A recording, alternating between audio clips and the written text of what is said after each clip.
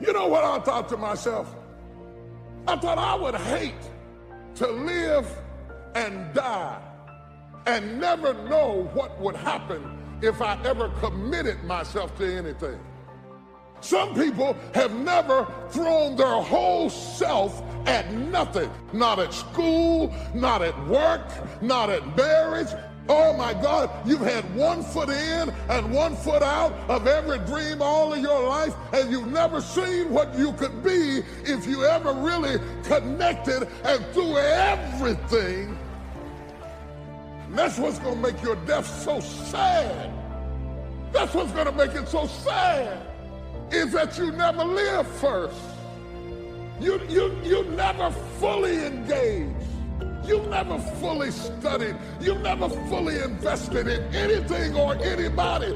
You want to get something that you are not willing to give. You have never been joined.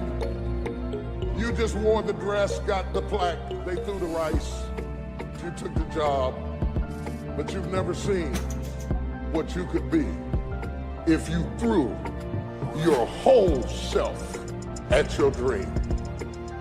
Reciprocity. What do you give back for what you get? Without reciprocity, no relationship will ever reach its apex because you're not fully invested in anything you do, and you're getting older, and you're running out of time and running out of excuses and running out of people to blame. Wonder what would have happened in school if you'd been committed. Wonder what would have happened in your marriage if you'd been committed. If you'd have really thrown your whole self. You've always been casual and never been committed. Your life is a false advertisement. Your whole life is a facade. The whole thing is a fake. The whole thing is a front. Your whole life is a camouflage suit. And now you're getting older, and you'll never get to see what you could have been because the cost of getting to see it is a commitment that you've never been willing to pay. You're trying to get somebody to fall in love with the you that you've never discovered yourself. You come to the altar and you raise your hand and you say, Lord, I give myself to you, but you don't. You marry somebody and say, you can count on me. I'll be there through the thick and the thin, for better, for worse, for richer and poor, in sickness and health. You didn't mean it. Half studied, half worked, half labored, and then wonder why I thought I'd be further than I am at the age. Let me tell you why you are not further. It is not the devil. It is not witches. It is not demons. And it's sure God ain't haters. You are not any further than where you are right now because you have never thrown your whole self at anything in your life. And you think greatness goes on sale. But true quality never goes on sale. Greatness costs what it costs. Decide that you're going to become the active force in your life. Decide that you're not going to go through life feeling like a victim. Decide that when things become challenging, and they are, that you're not going to personalize it, that you're going to look at it and you do whatever you must do in order to work things out and learn from it. Learn from it. That's the key. Promise yourself you'll read the books until your skills change. You'll go to seminars until you get a handle on it. You'll listen to it until it makes sense. You'll go for it until you understand it. You'll practice it until you develop the skill. Never give up until, however long that is, step by step, piece by piece, book by book, word by word, apple by apple. Walk around the block, walk around the block. Go for it. Don't miss the chance to grow. And resolve that you'll pay the price until you learn, change, grow, become. Then you'll discover some of life's best treasures when you pay that price. In life, you will always be faced with a series of God-ordained opportunities, brilliantly disguised as problems and challenges. If you've lost your job, don't say that I've been laid off. Just say I've been given an opportunity by the universe to find my life work. Now you're taking it from a different perspective. Now you become an active force in your life. Now you are the one, rather than running from things as they begin to change, you become a change driver. because you know that you've got the power within you to make the difference. This force, this power, this energy that you have, that's more powerful than anything that can ever happen to you. You're more powerful than your circumstances or anything that you can experience right now. Decide that you're going to commit yourself to act on your ideas, to become happy. Commit yourself to live your dream. Commit yourself to become the architect of your future. And it really, as you begin to operate out of this consciousness, you begin to experience a different level of living in terms of commitment. He says, until one is committed, there is hesitancy, the chance to draw back, always ineffectiveness. See, until you are willing to jump out there. Somebody asked me, how do I do that? I said, no. You don't need any answers now. You need to make the commitment. Once you make a commitment, then life will give you some answers. You can't decide just going to sit on the side of the pool and just stick your toe in. No, you've got to be willing to make the leap. Most people don't want to do that. They want to sit on the side and say, tell me, is it cold out there? Is it rough out there? Come on out and see. See, no, you want to decide to make that commitment, because then that's when you become involved in the learning process. There's one elementary truth, the ignorance of which kills countless ideas and splendid plans, that the moment one commits oneself, then providence moves too. All sorts of things occur to help one that would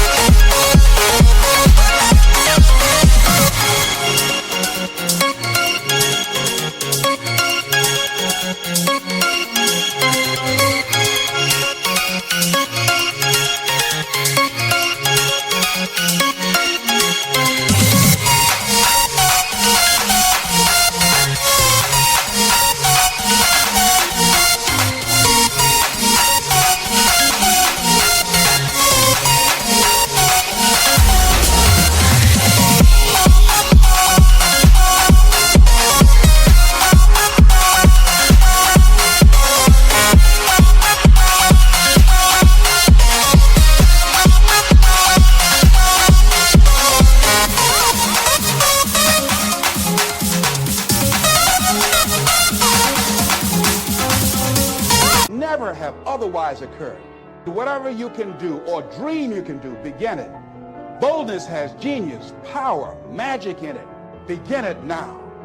I read a book by Dr. Johnny Coleman that says it works if you work it.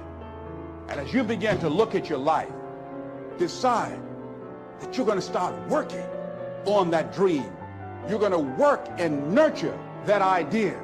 Now, there will be people that will criticize you. There will be people that won't see it.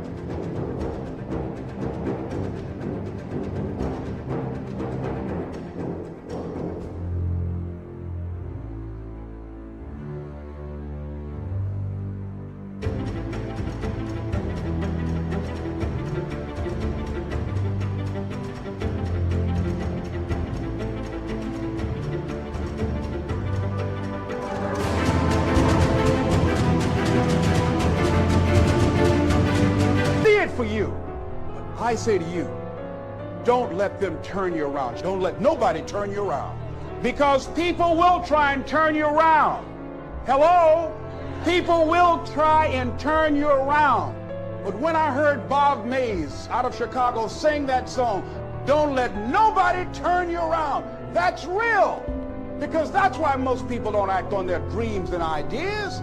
That's why most people, when I'm talking with kids that are in institutions, and I said, what happened? Why did you give up working hard and making good grades? Well, they started teasing me. And they allowed that peer pressure to cause them to scale down their dreams and their ambitions. They started following the crowd. That's why many people don't do the things they want to do. A friend of mine, he wanted to become an actor all his life. He let someone convince him, you can't become an actor. You go out to Hollywood, they'll swallow you up. It's too competitive. Thousands of unemployed people out there. But then another friend of mine, Sheila Hall, and she decided at age 42, I'm going to live my dream. Her son graduated from high school. She decided to make the plunge, to go to Hollywood. Quiet person, never had any experience in the area. And because she decided to make the commitment, she is now working on a one-woman show. And she's been getting support from everywhere because she was willing to make the commitment. This other guy is far more talented and skillful, but he wasn't willing to make the commitment. So he goes to work every day to a job that's making him sick because he doesn't have the guts or the boldness to stand up in life and say, I'm going to live my dream. I'm going to commit myself to live out what's in me. I heard Dr. Johnny Youngblood say, I must live what's in me. I said, why do you do this? He said, I got to do it. I got to do it. I'm saying, find something in your life that you say, hey, it might not work out, but I got to do this. Why? Hey, it's the one thing I love. It's my peace. It's my thing. You don't understand it? It's all right. You better be committed or you ain't gonna make it. If you're not committed, you're not gonna make it. You have to be committed. Through the storm and the rain and the heartache and the pain and the disappointment, you have to believe in the we and the us and not the me and the you, or you're not gonna make it. It's a commitment. It's not a feeling. Y'all don't want to hear real truth. You want to hear fairy tale Hollywood shake and bake stuff, but in reality, it's a commitment.